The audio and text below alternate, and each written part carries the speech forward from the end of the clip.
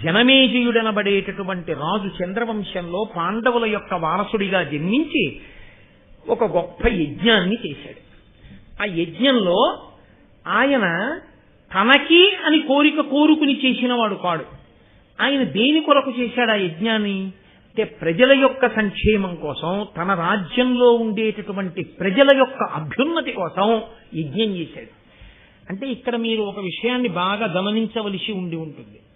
వేదము యొక్క ప్రమాణమును అంగీకరించి యజ్ఞయాగాది క్రతువులు లోకక్షేమమునకు హేతువులని నమ్మినటువంటి ప్రభువు సింహాసనం మీద ఉన్నాడు. కాబట్టి ఆ రాజు కారణంగా నెలకొక వాన పడుతుంది. ఒక కుక్క ఒకటి అక్కడికి వచ్చింది. మహాభారతానికి ఒక గమ్మత్తుంది. కుక్క పాత్రతో ప్రారంభం, చిట్ట చివర మళ్ళీ ఓ కుక్క, మధ్యలో మహాభారతాన్ని మలుపు తిప్పింది ఓ కుక్క. అసలు మహాభారతాన్ని అంతటినీ మలుపు తిప్పేసింది ఓ కుక్కే. ఏకలవ్యుడు కుక్క నోట్లో 6 బాణాలు కొట్టుండకపోతే భారతం ఓలా ఉండుండి. కాబట్టి ఆ కుక్కే భారతాన్ని అంత తిప్పింది. అదో విచిత్రం, కుక్క పాత్రకే భారతానికి అంత దగ్గర.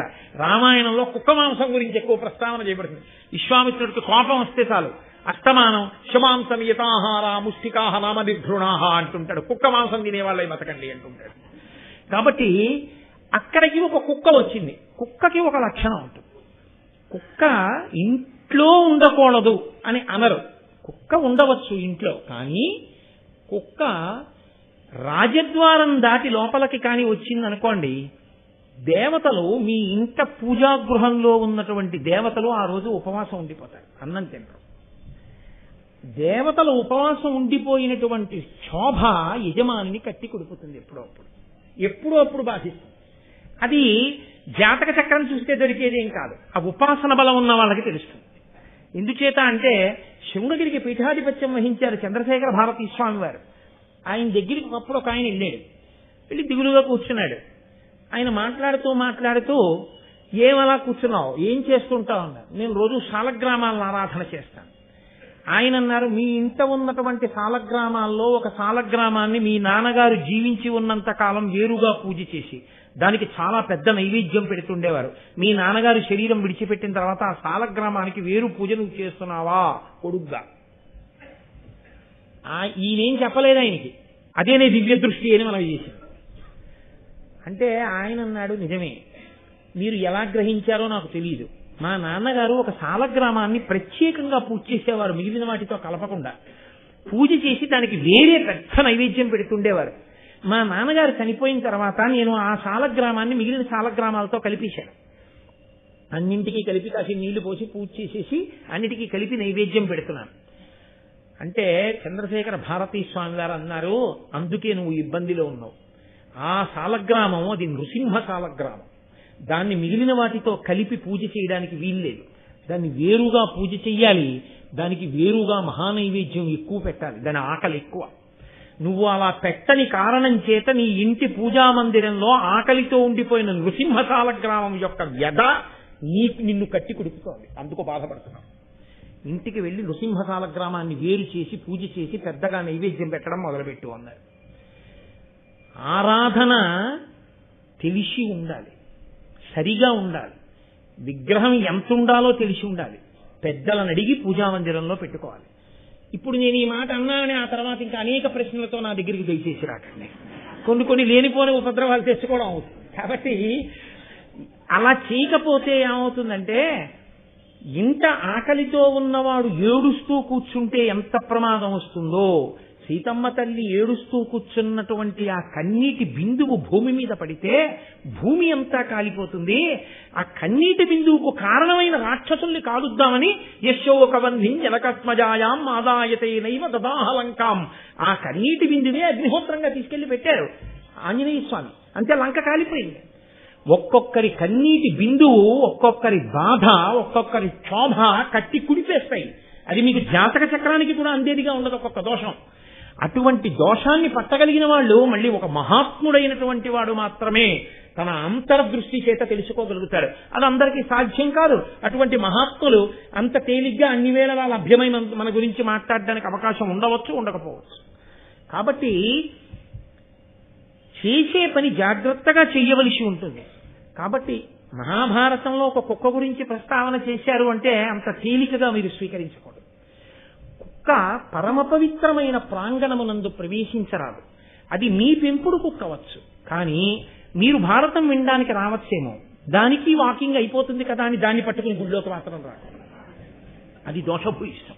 దాన్ని పట్టుకుని జనులు తిరగని ప్రదేశంలో తిరగాలి. అంతేకాని అబ్బే ఏం చేయదండి, అబ్బే ఏం చేయ, మీకు తెలుసు పక్క వెళ్తున్న వాడికి, వాడిని ఎప్పుడో కరిచి వాడు అలాగే వెనకాల ఉంటాడు. అవతల ఏదో వెళ్ళవలసిన వేళ అయిపోతున్నది, ఇది పక్క నుంచి ఎడితే కరుస్తుందేమో అని చెప్పుకోలేక నలుగురిలో దాని వెనకాతలే మెల్లగా వెడుతుంటాడు భయపడి. అయితే పక్క సందులో పోతాడు పనున్నా లేకపోయినా. రోడ్డు మీద తిప్పడం ఏంటి, ఎవరూ లేని చోట తిప్పాలి అలాంటి దాన్ని తీసుకెళ్ళి. కాబట్టి సరే, ఇప్పుడు మళ్ళీ నేను ఆ సివిక్ సెన్స్ అన్న దాని గురించి ఏం మాట్లాడతాను, అది వేరే విషయం. కాబట్టి కుక్క వచ్చింది ఆ యజ్ఞ ప్రాంగణంలోకి. అది దేవశుని, దేవతల కుక్క. దేవతల కుక్క అయినా అది కుక్క కదండి. కాబట్టి యజ్ఞశాల ప్రవేశం అది చేస్తుందేమో, యజ్ఞభూమి ఎందరి తిరుగాడితే అపవిత్రమవుతుందన్న భావన చేత ఎంతవరకు ఏది పవిత్రమో అంతవరకు పవిత్రం. ఏది దాటి వెళ్ళకూడదో అది దాటి వెళ్ళకూడదు. మా ఇంటి ముందు పోలేనండి, నేను డబ్బు కట్టి వేయించుకున్న పోలేనండి, నాకు పోల్ మీద ఫ్యూజ్ వేయడం వచ్చండి, నేను ఇంట్లో ఫ్యూజులు అస్తమానం వేస్తుంటానండి, ఎక్కి వేస్తానంటే పోల్ ఎక్కడానికి నిన్ను అనుమతిస్తారా? నువ్వు పెట్టుకున్న రూలు, నువ్వు డబ్బిచ్చి వేయించుకున్న పోల్ మీద ఎక్కడానికి నీకే అధికారం లేకపోతే వేదంలో చెప్పిన విషయాన్ని ప్రశ్నించే అధికారం నీకెక్కడుంది? కాబట్టి ఈశ్వర నిర్ణయమే. ఆయనే సృజించాడు సర్వభూతములను. కానీ జ్ఞానం వేరు, ఆచారం వేరు, అనుష్ఠానం వేరు. కాబట్టి ఇప్పుడు ఆ కుక్క యజ్ఞశాలా ప్రాంగణంలోకి వచ్చింది అన్నది బహుశా కారణం అయి ఉండవచ్చు. ఈ జనమేజయుని యొక్క తమ్ముళ్ళు వాళ్ళు సాక్షాత్ క్షత్రియులు, రాజకుమారులు, గొప్ప పరాక్రమం ఉన్నవాళ్ళు. శృతసేనుడు, ఉగ్రసేనుడు, భీమసేనుడు అని ముగ్గురు పేర్లు. బహుశా వాళ్ళ వంశంలో పూర్వం ఉన్న వాళ్ళ పేరు భీమసేనుడి పేరు కూడా పెట్టుకుని ఉన్నారులా ఉంది. వీళ్ళు ముగ్గురు కలిసి అది ఆ దేవతల యొక్క కుక్క అయినటువంటి సరమ అనబడేటటువంటి ఆడకుక్క యొక్క కొడుకు, ఓ చిన్ని కుక్క లేదా కుక్క పిల్ల, మగ కుక్క పిల్ల అనొచ్చేమో, సారమేయము దాని పేరు. దాన్ని కొట్టారు, ముగ్గురు కలిసి కొట్టి తరిమారు. తరిమితే అది ఏడుస్తూ వెళ్ళిపోయింది వాళ్ళ అమ్మ దగ్గరికి. కుక్క పిల్లలు ఏడుస్తూ కుయికుయిలాడుతూ తల్లి దగ్గరికి వెళ్ళవండి, అలాగే అది దేవశూని దగ్గరికి వెళ్ళింది, దేవతల కుక్క దగ్గరికి వెళ్ళింది. వెళ్ళి అది వాళ్లతో చెప్పింది, అమ్మా నేనేమి యజ్ఞశాలలోకి వెళ్ళలేదమ్మా, ఏమిటి జరుగుతోంది అని అక్కడ నిలబడి ఇలా చూస్తున్నాను. జనమేజయుడి యొక్క ముగ్గురు తమ్ముళ్ళు వచ్చి నన్ను తరివి కొట్టారమ్మా, నా ఒళ్ళంతా హోనమైపోయిందమ్మా అని ఏడ్చి. ఇప్పుడు ఆ దేవశుని సరమ బయలుదేరి వచ్చింది. ఈలోగా యజ్ఞం పూర్తయిపోయింది. ఆయన కూర్చుని ఉన్నాడు జనమేజయుడు. సరమ తిన్నగా ఆయన దగ్గరికి వెళ్ళింది. వెళ్ళి ఆవిడంది, క్షితినాథ కడు అకరుణాన్వితులై నీ తమ్ములు అతి వివేక దూరుల్ మతి తలపక నా పుత్రకు అతి బాలకు అనపరాధు నడిచిరి పిలుసన్. ఎంత గొప్పగా మాట్లాడిందో చూడండి. అభియోగ పత్రము అంటారు. అటువంటి అభియోగ పత్రాన్ని ముందు ప్రవేశపెట్టింది ఆవిడంది, క్షితినాథ, ఓ భూమిని పరిపాలించేవాడా, కాబట్టి నువ్వు న్యాయం చెప్పవలసి ఉంటుంది. కడు అకరుణాన్వితులై దయలేని వారై నీ తమ్ములు అతి వివేక దూరుల్, వివేకమునకు దూరంగా బతుకుతున్నటువంటి నీ తమ్ముళ్ళు మతి తలపక, ఆలోచించకుండా నా పుత్రకు అతిబాలకు, నా కొడుకు చాలా చిన్నవాడు, చిన్ని కుక్క, అనపరాధు, అదేం దోషం చేయలేదు, అది యాగశాల దగ్గరికి రాలేదు, అది ఎవరిని ముట్టుకోలేదు, దూరం నుంచి అలా నిలబడి చూసింది. అలా చూసిన కారణానికి వాళ్ళు వచ్చి ముగ్గురు కలిసి నీ తమ్ముళ్ళు దాన్ని వెంటాడి కొట్టారు. అది దెబ్బలతో బాధపడుతూ నా దగ్గరికి వచ్చింది.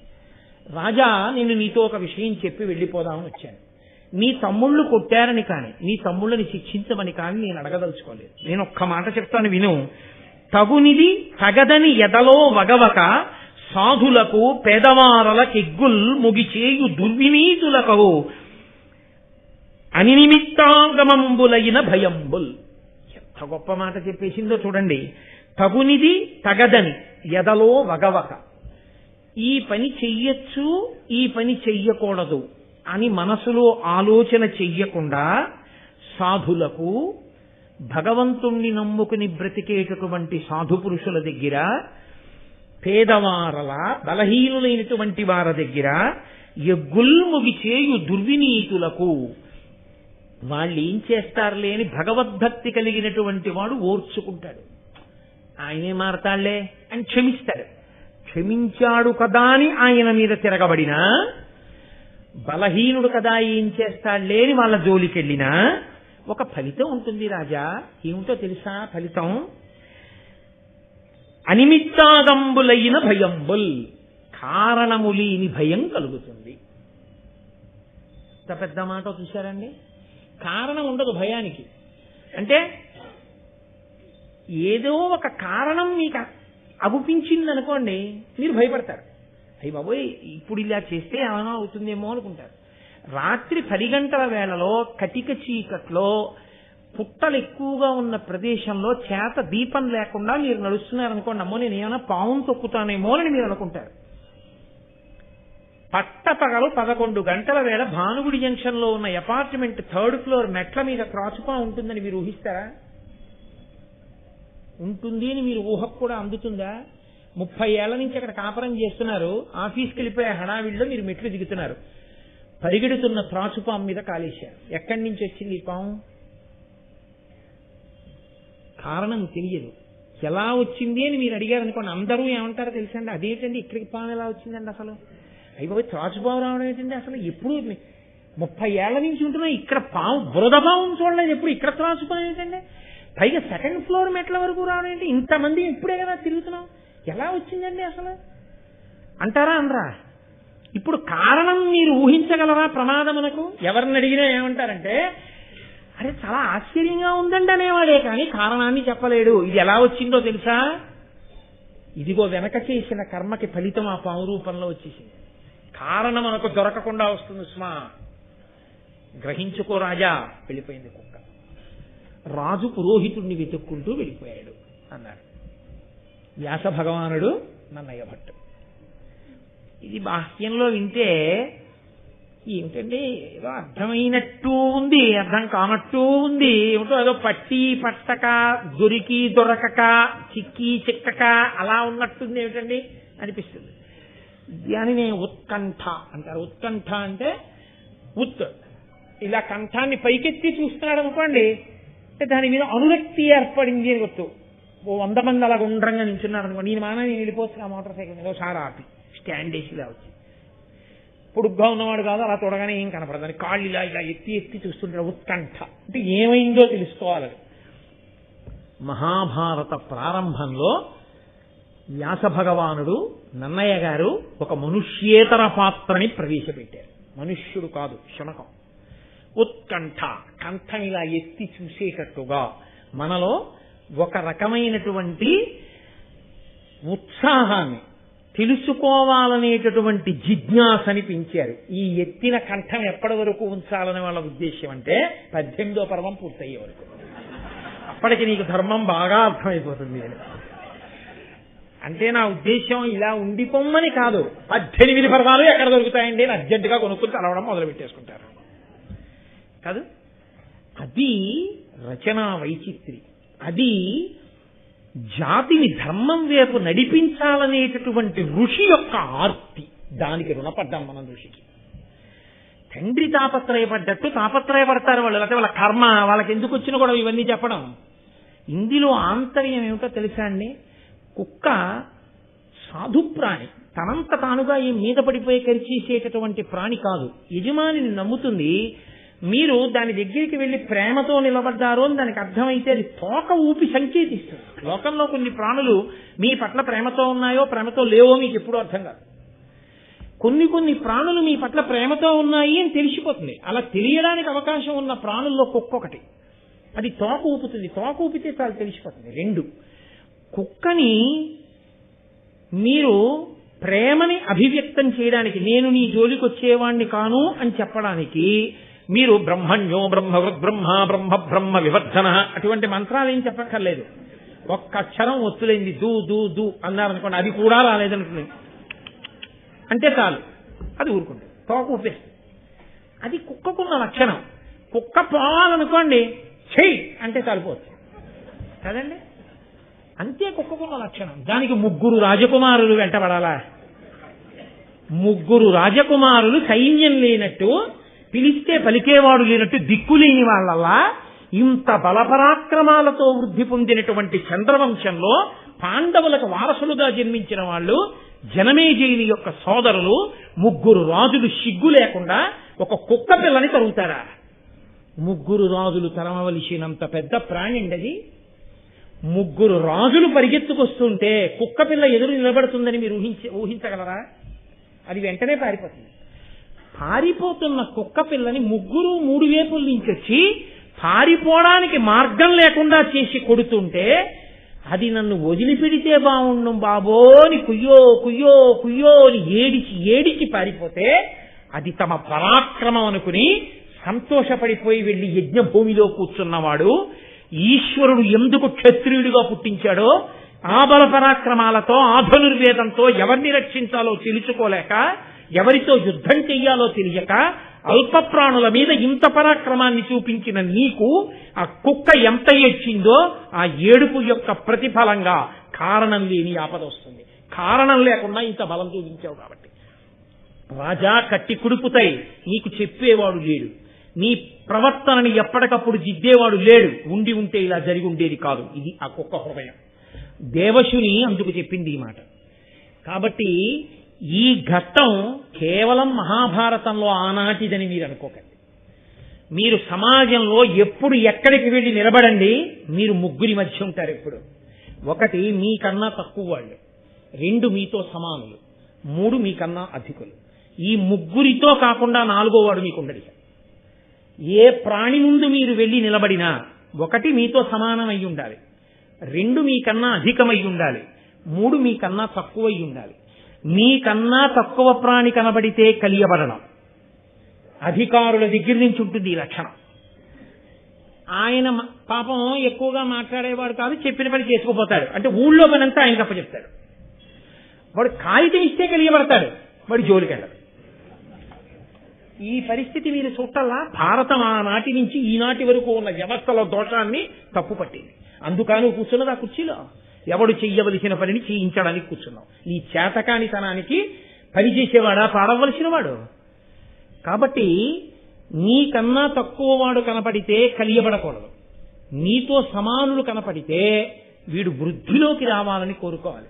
నీకన్నా అధికుడు కనపడితే ఈర్ష్య పడకూడదు. వారు ఎంత సాధన చేస్తే ఈ స్థితిని పొందారో వారి దగ్గర తెలుసుకుని నేను కూడా స్థితిని పొందాలనుకోవాలి. పెద్దవారిని చూసినప్పుడు వచ్చే అసూయని పూజ్య భావనతో గెలవాలి. సమానుడి పట్ల వచ్చే ఉదాసీనత, వాడు నేను సమానమే అన్న భావనని వీడు ఇంకా వృద్ధిలోకి రావాలన్న ప్రేమతో గెలవాలి. నీకన్నా తక్కువ వాడిని చూసినప్పుడు వాడే పాటి అనడం కాదు, వాడు కూడా ఈశ్వరుడి అనుగ్రహంతో ఒకనాడు గొప్ప స్థితిని పొందుతాడు. వాణ్ణి గౌరవించడం చేత నేను ఈ స్థితిలో నిలబడగలుగుతాను తప్ప వాణ్ణి అగౌరవపరిస్తే నేను దిగజారిపోతానని నువ్వు తెలుసుకుని ఉండాలి. ఈ 3 లేని జీవితం అకారణమైన ఆపదల్ని తీసుకొచ్చి కూర్చోపెడుతుంది ఇంట్లో.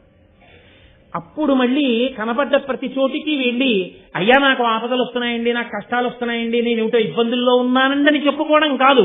నీ జీవితాన్ని దిద్దుకో, నీ ప్రవర్తనని దిద్దుకో, నీ నడవడి దిద్దుకో. నువ్వు భూతముల పట్ల, భూతములు అంటే ప్రాణుల పట్ల ఎలా ప్రవర్తించాలో నేర్చుకో. పరహితము చేయునెవ్వడు పరమహితుండగును భూత పంచకమునకున్, పరహితమే పరమధర్మము పరహితునకు నిదురు లేదు పర్వేందుముఖి అంటారు భాగవతంలో పోతన గారు. నువ్వు భూతముల పట్ల ప్రేమతో, 3 పట్ల నువ్వు ఎలా ప్రవర్తించాలో అలా ప్రవర్తించడం నీకు వస్తే నీకు కారణము లేనటువంటి ఆపదలు రావు. కారణమున్న ఆపదలంటే చేసిన కర్మకి ఫలితం ఉంటుంది. ఎప్పుడో తెలియక చేశావు కానీ ఫలితం ఉంటుంది. ఇప్పుడు నువ్వు తెలుసుకుని ప్రవర్తిస్తున్నావు కాబట్టి ఆపదామపహర్తారం దాతారం సర్వసంపదాం. పాము కరవలసిన వాడిని చీమతో కనిపించి ఈశ్వరుడు విడిచిపెట్టేస్తాడు. ఇప్పుడు వాడు మారేడు, భక్తితో ఉన్నాడు కాబట్టి వాడిని నేను శనకనంటాడు. నమ శివాభ్యాం అశుభాపహాభ్యాం. ఈ ఈశ్వర కృప రావడానికి కారణం నువ్వు నీ ప్రవర్తన మార్చుకోకుండా నువ్వు కేవలం ఈశ్వరుడికి వెళ్లి బిల్వదనాలు వేసినంత మాత్రం చేత ఈశ్వరుడు నిన్ను అనుగ్రహిస్తాడనుకోవద్దు. ఆ బిల్వదళాలు ఆయన సృష్టిలోవే నువ్వు గుర్తు పెట్టుకోవలసి ఉంటుంది. గభీరే కాసారే విశతి విజనే ఘోర విపినే విశాలే శైలే చ భ్రమతి కుసుమార్థం చరమతి సమర్పీ చేతస్తరసిజమమానాధవతే సుఖేనావస్థాతం జనహ నజానాతి కిమహో అంటారు శంకర భగవత్పాదులు శివానంద లహరిలో. ఈశ్వరుడికి పట్టుకెళ్ళి నేను అది చేశాను ఇది చేశాను నేను ఇవ్వడానికి నువ్వు కొత్తగా సృష్టించి రాలేదు. ఈశ్వర సృష్టిలోని ఈశ్వరుడికి ఇస్తున్నావు. దానికి నీ ప్రజ్ఞ లేదు. నీకు పుణ్యం ఇవ్వడానికి ఆయన నీ చేత ఇప్పించాడంతే. నీ కొడుకు చేతిలో 10 రూపాయలు నువ్వు పెట్టి అయ్యా నువ్వు ఈ పంతులు గారికి ఇవ్వరా అని నీ కొడుకు చేత ఇప్పిస్తే నేను ఇచ్చాను 10 రూపాయలని నీ కొడుకు అంటే అది ఎంత అన్యాయమో, అలా ఈశ్వరుడు మారేడు దళాన్ని సృష్టించి నీ చేతికి మారేడు దళాలు ఇచ్చి నా మీద మారయ్యా పుణ్యం ఇస్తానన్నాడు. ఈశ్వరాయంతో అనుగ్రహించి మారేడు దళాల్ని నిన్న రాత్రి నా యందు ప్రేమ కలిగిన వారు ఎక్కడి నుంచో తెచ్చి మారేడు దళాలు ఇస్తే తెల్లవారేటప్పటికీ ఏకాదశి నాడు నీ దగ్గర కూర్చుని మారేడు దళోదకంతో అభిషేకం చేసి మారేడు దళాలు నీ మీద పూజ చేయగలిగాను. ఇది కదా నీ అనుగ్రహం అంటే. నాకు పుణ్యం కట్టబెట్టడానికి కావలసిన పరికరాన్ని నువ్వే అందించి నా చేత చేయించి నాకు పుణ్యం కట్టబెట్టావు. ఈశ్వర ఇది నీ అనుగ్రహం అని నువ్వు నిలబడి ఆ ప్రేమని నువ్వు సమస్త భూతములకు పంచిపెట్టిన నాడు ఈశ్వరుడు పరమ ప్రశాంతుడై ఘోర రూపాన్ని దాల్చకుండా నీ పట్ల అనుగ్రహాన్ని వర్షించి సంతోషిస్తాడు. అందుకే బలవంతుడైన వాడు ఎవరి పట్ల ఆ బలాన్ని ప్రదర్శించాలి అంటే బలహీనులైనటువంటి వారిని చెనకుతున్న వాళ్ళని నిగ్రహించడానికి ఉపయోగించాలి తప్ప బలహీనులైన వారిని చెండడానికి తన బలాన్ని ఉపయోగించకూడదు. నీకు జీర్ణమయ్యే శక్తి ఉంది కదా అని అదే పనిగా తినేయకూడదు. నీ శరీరానికి ఎంత కావాలో అంత మాత్రమే పుచ్చుకోవాలి. నీకు ఈశ్వరుడు నోరిచ్చాడు కదా అని ఏది పడితే అది మాట్లాడకూడదు. ఏది వేదమును సమర్థిస్తుందో అది మాత్రమే మాట్లాడాలి. దుస్తర్కస్తు విరంజతాం అంటారు శంకరాచార్యుల వారు. దుస్తర్కం చేయడానికి నోరు ఉపయోగించకూడదు. వేద ప్రమాణాన్ని నిలబెట్టడానికి నోటిని ఉపయోగించాలి. కాబట్టి నీ బలాన్ని ఎలా ఉపయోగించాలో అలా ఉపయోగించాలి. ఈశ్వరుడు ఇచ్చాడు కదా అని నీ ఇష్టం వచ్చినట్టు నువ్వు ప్రవర్తిస్తే ఈశ్వరుడు కూడా కారణం లేని ఆపదనిస్తాడు. తగినంత కారణం లేకుండా నీ బలాన్ని ఉపయోగించి ప్రాణులను చెనకావు కనుక అప్పుడు కారణం తెలియదు. జనమే చేయ ఎందుకు వచ్చింది ఈ ఆపదాని గుండెలు బాదుకుంటావు. వెళ్లి జాతక చక్రం చూపిస్తేను చెయ్యి చూపిస్తేను చూసి చెప్పడానికి ఏం ఉండదు. గ్రహాలన్నీ ఉండవలసిన స్థానంలో ఉంటాయి. నువ్వే లేవు ఉండవలసినటువంటి ప్రవర్తన. కాబట్టి కారణం లేని ఆపద రాకుండా ఉండాలంటే తగినంత కారణం లేకుండా నీ బలాన్ని ప్రయోగించే స్థితి నుంచి నిన్ను నువ్వు రక్షించుకో. నేను కాదు కదా చేసిందంటావేమో, క్షితినాథ నీ రాజ్యంలో ఉన్న వాళ్ళు చేసే తప్పులకు రాజుగా నువ్వే బాధ్యుడు. కాబట్టి నువ్వు ఈ వ్యవస్థని చక్కబరచవలసిన పూచి నీ మీద ఉంది. లేకపోతే ఆపదల పాలవుతావు. చంద్రవంశంలో పుట్టావు, ధర్మాత్ముడివి, 4 మంచి మాటలు చెప్పాలనిపించింది, నేను ఊరుకోవచ్చు, కానీ ఆపద వస్తుంది. ఇంకా ఇలాంటి తప్పులు జరపకుండా మంచి మాట చెప్తే మంచివాడవైతే వింటావు. మంచితనం నీలో లేకపోతే వినేయ అంటారు శంకరాచార్యుల వారు. విని మార్చుకునే సంస్కార బలం నీకు లేకపోతే అహంకారం అడ్డొచ్చి తిరగబడతావు. అది నీ పతనమునకు హేతు అవుతుంది. కాబట్టి నువ్వేం చేస్తావో నీ ఇష్టం. నీ సంస్కారానికి వదిలేశానన్నది శేషం. పైకి చెప్పకుండా పూర్తి చేసి ఇంత చిన్న పద్యాన్ని మాత్రమే చెప్పి, ఇంత చిన్న పద్యాన్ని అనగా ఒక గొప్ప సూక్తిని, అది ఆనాడు భారతంలో జనమేజయుడికి కాదు, ఆనాటి నుండి ఈనాటి వరకు సనాతన ధర్మంలో ఉన్న మనకందరికీ కూడా హితమును చెప్పడమే. అందుకే మహాభారతంలో చెప్పని ధర్మం లేదు. భూతకారుణ్యము అన్నదానికన్నా ధర్మం ఇంకా లోకంలో లేదు. అందుకే మొట్టమొదట మాట్లాడుతూనే మహాభారతంలో ఈ భూతకారుణ్యమునకు సంబంధించిన ఘట్టంతో ప్రారంభం చేశారు. కాబట్టి జనమేజయుడి ఆస్థానంలో జరిగినటువంటి ఈ విశేషాన్ని నీకు నేను వివరణ చేశానయ్యా అన్నారు. అన్న తర్వాత మహానుభావుడైనటువంటి జనమేజయుడు ఆలోచించాడు. ఆయన వెంటనే పురోహితుణ్ణి అన్వేషిస్తూ బయలుదేరాడు. ఈ పురోహితుణ్ణి అన్వేషిస్తూ బయలుదేరడము అన్న ఘట్టం ఒక్క భారతంలో ఇక్కడే కాదు, పాండవులతో ఒకానొకప్పుడు మీకు ఆదిపర్వంలోనే ఒక చోట వస్తున్నప్పుడు నేను పూర్తిగా వివరణ చేస్తాను. ఒక గంధర్వుడు చెప్తాడు, మీకు పురోహితుడు లేని కారణం చేత ఇలా ఇబ్బందులు కలుగుతున్నాయి, పురోహితుణ్ణి ఎంచుకోండి అంటాడు. కాబట్టి జనమేజయుడు వెంటనే పురోహితుణ్ణి నిర్ణయించుకోవడానికి బయలుదేరాడు. పురోహితుడు అన్న మాటకు అర్థం ఏమిటో తెలుసా అండి? పురము యొక్క హితమును కోరువాడు. రాజు ప్రజా సంక్షేమాన్ని కోరి తన భుజబలంతో రక్షిస్తాడు. పురోహితుడు రాజును ఆశ్రయించిన వాళ్ళు తప్పులు చేయకుండా ఆ తప్పుల ఫలితంగా రాజుకి ఆపద, రాజు ఆపద రూపం పేరుతో ప్రజలకు ఆపద రాకుండా ఎప్పటికప్పుడు రాజు యొక్క రక్షణ కోరి రాజు యొక్క నడవడిని పరిశీలించి ఎప్పటికప్పుడు కారణం చెప్తూ మార్గం చెప్తూ జరగరాని దోషములు జరిగితే రాజు వరకు కూడా తేకుండా ప్రాయశ్చిత్త కర్మలు ఆచరించి తాను గొప్ప భక్తుడై నిరంతరము ఈశ్వరుణ్ణి ధ్యానం చేస్తూ అగ్నిహోత్రంలో హవిస్సులిస్తూ హోమకార్యం చేస్తూ పురమ యొక్క హితము కొరకు తన తపస్సుని ధారపోసి ఆ అక్షతలు పట్టుకుని వచ్చి లోకా సమస్తా సుఖినోభవంతు అంటూ సింహాసనం మీద కూర్చున్న రాజు యొక్క తల మీద అక్షతలు వేసి వెళ్తూ ఉంటాడు. అటువంటి పురోహితుడు ఎక్కడున్నాడో ఆ పురోహితుడు ఉన్న చోట రాజుకి తెలిసి కాని తెలియక కాని చిన్న చిన్న అపరాధములు జరిగినా అవి సర్దుకుని విజయం కలుగుతుంది. అది పురోహితుని యొక్క గొప్పతనం. అందుకే పురోహితుడు లేకుండా ఉండరు. కుటుంబమే కాదు, ఆ సాంప్రదాయం రాచరికం దగ్గర నుంచే కాదు, ఇంటి పురోహితుడు అంటారు. ఆయన సత్యనారాయణ వ్రతం చేయిస్తేనే ఆయనకి పంచలు పెట్టక్కర్లేదు. పండక్కి బట్టలు కొనుక్కున్నప్పుడు ఇంటి పురోహితుడికి కూడా ఓ పంచలు కొని పట్టుకెళ్ళి ఆయనకి ఇచ్చి ఒక నమస్కారం చేస్తారు. ఎందుకని అంటే ఆయన ఓ పూజ చేసుకుంటున్నా, ఓ హోమం చేసుకుంటున్నా, ఆయన కాశీ వెళ్లి విశ్వేశ్వరుడికి అభిషేకం చేసుకుంటున్నా, పాపం నా ఇందు ప్రీతి కలిగిన వాడు ఆ కుటుంబం అంతా నన్ను నమ్ముకునుంది, ఆయన మళ్లీ మళ్లీ నా దగ్గరికి వచ్చేటప్పుడు ఏమండి మీరు ఇంటి బ్రహ్మగారు, ఇదిగో మీ చలవ కన్యాదానం చేసేశాను, బాలసార ఇదిగో మనవడు పుట్టాడు, బాలసార ముహూర్తం ఎప్పుడు పెడతారు అని, నా మనవరాలు పుట్టింది, మనవరాలకి పేరు ఎప్పుడు పెడదాం, అన్నప్రాసన ఎప్పుడు చేద్దాం అని ఇంటి తోరణం విప్పడానికి వీలు లేకుండా తోరణం మీద తోరణం కడుతూ శుభకార్యాలకి నేను వెళ్లి యాజకత్వం వహించగలిగినటువంటి అదృష్టం యజమానికి పట్టాలి. పాపం నన్ను నమ్ముకుని ఉన్నాడని ఆయన కాశీ వెళ్లి విశ్వనాథుని యొక్క శివలింగాన్ని మీద కాశీని నీళ్లు పోసేటప్పుడు మిమ్మల్ని స్మరిస్తాడు. ఆయన మిమ్మల్ని స్మరించాడు కాబట్టి ఆ కారణం చేత మీరు చేస్తున్న చిన్న చితకా దోషాలుంటే సర్దుకుంటాయి పురోహితుడుంటే. అందుకని ఇంటి పురోహితుడు, ఇంటి చాకలి అని దేవతాంశ సంభూతులు వాళ్ళందరూ. చాకలి స్పృశిస్తే చాలు దోషం పోతుంది.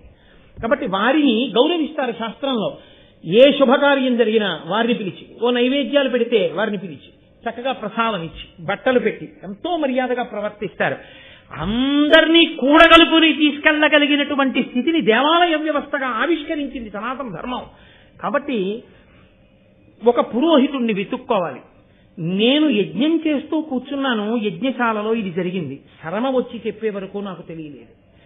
ఇలాంటివి జరగకుండా ఉండాలి అంటే నా చాటున కూడా సరి అయిన మాటలు చెప్పి కాపాడగలిగిన ఒక పురోహితుడు కావాలి.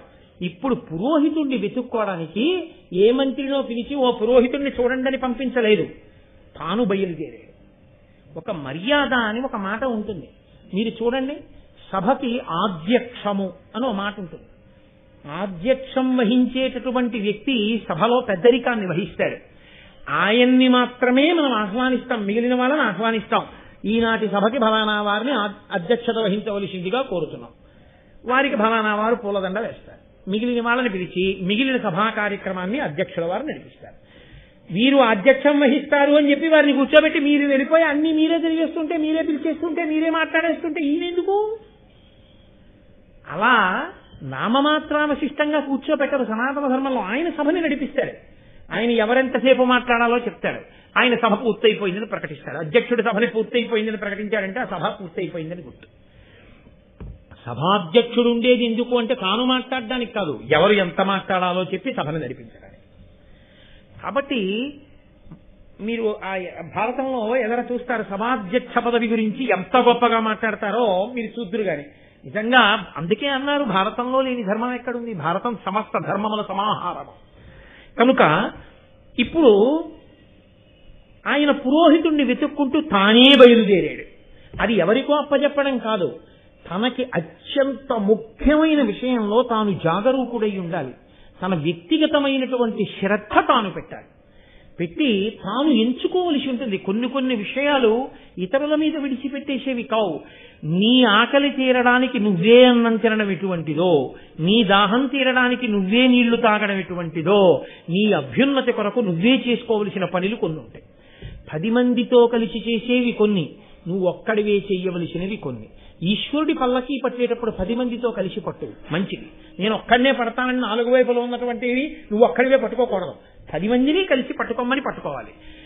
నీకు ఆకలిస్తే వాళ్ళందరూ తిన్నాక నేను తింటానని వేళ్లు తెరవకూడదు, నువ్వు తినాలి, లేకపోతే నీ ఆకలి తీరదు. నీ ఆకలి తీరేటప్పుడు నువ్వన్నం తినాలి. ఈశ్వర సేవ చేసేటప్పుడు 10 మందితో కలిసి చెయ్యాలి. ఏది ఎక్కడ ఎలా చెయ్యాలో ధర్మం అలాగే చెయ్యాలి. కాబట్టి